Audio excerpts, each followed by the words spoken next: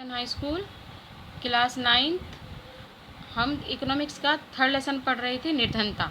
तो कल मैंने निर्धनता के बारे में बताया था कि निर्धनता के 2 एग्जाम्पल भी दिए थे, लखा सिंह का और राम सिंह का, जो कि किस तरह से अपने परिवार का जीवन निर्वाह करते हैं और किस तरह निर्धनता रेखा से नीचे रहते हैं। अब पढ़ेंगे कि भाई निर्धनता रेखा क्या है। निर्धनता जो है रेखा की अवधारणा होती है। निर्धनता के आकलन की एक सामान्य विधि और उधर पर आधारित होती है। जैसे किसी भी व्यक्ति को निर्धन माना जाता है यदि उसकी आय उपभोग स्तर पर एक न्यूनतम स्तर से नीचे किया जाए, जो मूल्य आवश्यकताओं के लिए समूह को पूर्ण के लिए आवश्यक है। मूल आवश्यकता को पूर्ण करने के लिए आवश्यक वस्तुएं कालों एवं विभिन्न देशों में भिन्न है। ठीक है।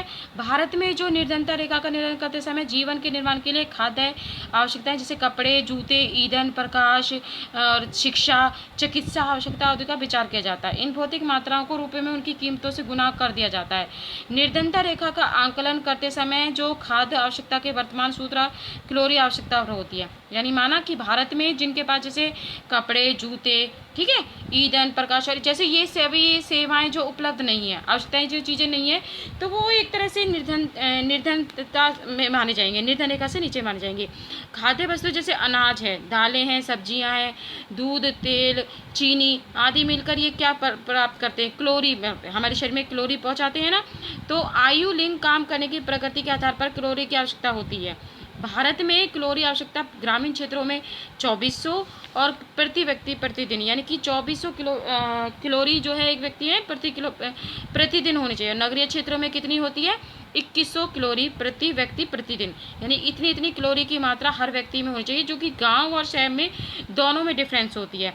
ग्रामीण क्षेत्रों में रहने वाले जो लोग होते हैं अत्यधिक शारीरिक कार्य करते हैं, जो ग्रामीण क्षेत्रों में रहते हैं, और जबकि शहरों की तुलना में अधिक मानी जाती है। अनाज आदि के लिए कैलोरी की आवश्यकता को खरीदने के लिए मैट्रिक व्यय को कीमतों में वृद्धि को ध्यान में रखते हुए समय समय पर संशोधित किया जाता है। जैसे 2000 में किसी व्यक्ति के लिए निर्धनता रेखा का ग्रामीण क्षेत्रों में 328 रुपये प्रति माह और शहरी क्षेत्रों में कितना था, 400 रुपये प्रति माह, यानी कि ये उनका वो है कि प्रतिदिन एक व्यक्ति का जो आय होनी चाहिए वो 328 रुपये और प्रति माह 324 प्रति माह किया गया था। तो कम कैलोरी की आवश्यकता के बजाय शहरी क्षेत्रों के जो उच्च राशि की कैलोरी है, क्योंकि शहरी क्षेत्रों में अनेक आवश्यक वस्तुओं की कीमतें अधिक होती है ना, कि शहरों में महंगाई गाँवों की अपेक्षा ज़्यादा होती है। तो ग्रामीण क्षेत्रों में रहने वाले 5 सदस्यों का परिवार निर्धनता के रेखा के नीचे होगा यदि इसकी आय लगभग 1640 रुपये प्रति माह से कम है। तो इस तरह के परिवार को शहरी क्षेत्रों में मूल आवश्यकताएं पूरा करने के लिए कम से कम 2270 रुपये प्रति माह की आवश्यकता पड़ेगी शहरों में, और जबकि गाँव में कितनी पड़ेगी, 1640 रुपये। ठीक है। अब क्या है कि निर्धनता रेखा का आकलन समय समय पर 5 वर्ष में माध्यम किया जाता है, परंतु अब कितने वर्ष में किया जाता है, 10 वर्ष में। तो ये जो सर्वेक्षण था, तो ये राष्ट्रीय प्रतिदर्श सर्वेक्षण संगठन नेशनल सबमिशन NSSO, ये क्या है, ये वो है जो गवर्नमेंट्स के द्वारा जो हमारा जैसे निर्धनता को नापने के लिए जो योजना जो बनाई जाती है उसको कह सकते हैं। ठीक है, कि भाई जो जैसे प्रति 5 साल बाद ये अनुमान लगा जाता है कि कितने प्रतिशत जो इंडिया के अंदर जो लोग हैं वो गरीब हैं। ठीक है, यहाँ तक समझ में आया। अब है भाई निर्धनता के अनुमान क्या है, कि निर्धनता के अनुमान की 1973 में लगभग 55% से वर्ष में और 1993 में 36% गिरावट आई है।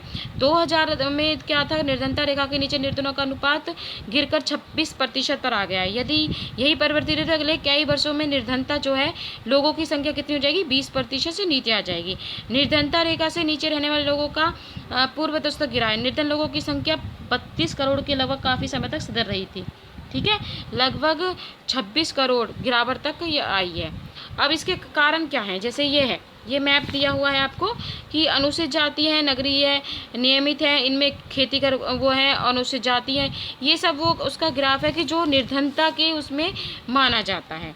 ठीक है, उसमें क्या है कि 100 से 51 मूल आवश्यकताओं को पूरा करने में जो लोग की पूरी तरह से असमर्थ हैं। ठीक है। अब जैसे इसमें एक सिमरन की कहानी बताई गई कि सिमरन तमिलनाडु में रहता है। कस्बे में एक छोटा सा परिवार गांव में रहता है और हर करखा और बिजली करखा के कपड़ों के लिए प्रसिद्ध है। गांव में, यानी कि ये जो गांव है इसके लिए प्रसिद्ध है। गांव में 100 परिवार हैं। सिमरन जो है मोची यानी कि चमार का जो जूते गाड़ते हैं उसका काम करता है। वह 50 रुपये प्रतिदिन के हिसाब से खेतीगर मजदूर के रूप में काम करता है, लेकिन उसे यह काम वर्ष में 5 या 6 महीने ही मिलता। अन्य समय वह गाँव में छोटे मोटे काम करता है। उसकी पत्नी जो शशिकला है वो साथ साथ काम करती है, लेकिन इंद्र कभी कभी काम मिल जाता है। यही यदि मिलता है तो उसी काम के लिए जो सिमरन करता है उसे 25 रुपये प्रतिदिन मिलता है। किसको? उसकी वाइफ को। जबकि उसकी दोनों का काम बराबर है, परंतु उसकी जो पत्नी है उसको कम पैसे मिलते हैं। तो परिवार में 8 सदस्य हैं। शिवरमन की 65 वर्ष की एक विधवा माँ है जो बीमार रहती है। प्रतिदिन के कामों में से सहायता की आवश्यकता पड़ती है। तो 25 वर्ष की एक अविवाहित जो उसकी बहन है शिवरमन की, उसके खुद के 4 बच्चे हैं जिनकी आयु 1 से 6 वर्ष से 16 वर्ष तक के बीच में है। ठीक है, उनमें 3 लड़कियां, सबसे छोटा बेटा है। कोई भी लड़की विद्यालय नहीं जाती। लड़कियों के लिए विद्यालय की पुस्तक और अन्य वस्तुएं खरीदना मिलता है उसके बस में बाहर। फिर एक दिन उनकी शादी भी करनी है, इसलिए उनकी शिक्षा पर खर्च करना नहीं चाहता। उसकी माँ अब जीना नहीं चाहती, वह मृत्यु की प्रतीक्षा कर रही है। उसकी बहन सबसे बड़ी लड़की घर का काम करती है। सिमरन अपने बेटे का बड़ा होने पर विद्यालय भेजना चाहता है। उसकी अविवाहित बहन और उसकी पत्नी की एक साथ नहीं बनती। शशिकला उसे एक बोझ समझती है, लेकिन सिमरन धन की कमी के कारण उसके लिए कोई योग्य वर नहीं ढूंढ पा रहा है। यद्यपि उसके परिवार को 2 जन की रोटी का प्रबंध करना कठिन हो रहा है। सिमरन मात्र अपने बेटे के लिए कभी कभी दूध खरीद लेता है। तो ये लोग कौन है? ये लोग वही हैं जो निर्धनता की रेखा में आते हैं। ठीक है, आज के लिए इतना ही। कल पढ़ेंगे अंतर्राज्यीय असमानताएं क्या है।